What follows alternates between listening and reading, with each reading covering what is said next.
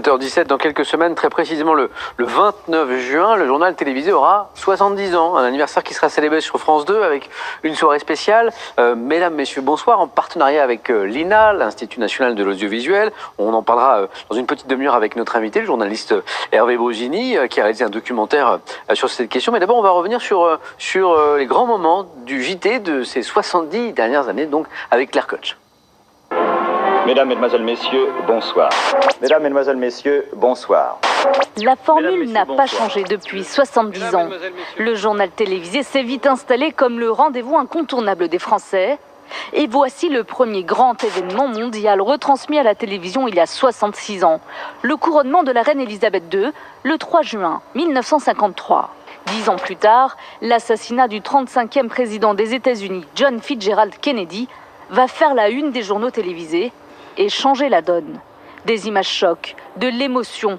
Désormais, les plus grands événements du monde vont être vécus à la télévision, à l'image des premiers pas sur la Lune de Neil Armstrong en juin 1969. Les Français se réunissent en famille devant leur poste de télévision.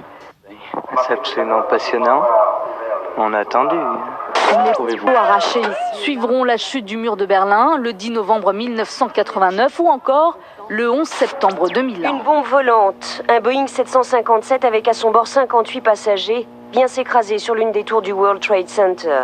Madame, monsieur, bonsoir. Politique, sport, société. En 70 ans d'existence, la grand-messe catholique s'est faite l'écho des grands bouleversements mondiaux et français. On s'attendait à un second tour convenu entre Jacques Chirac et Lionel Jospin. 22 avril 2002, Jean-Marie Le Pen passe au second tour de l'élection présidentielle. Véritable séisme dans le monde politique français bien ordonné tel qu'il existait.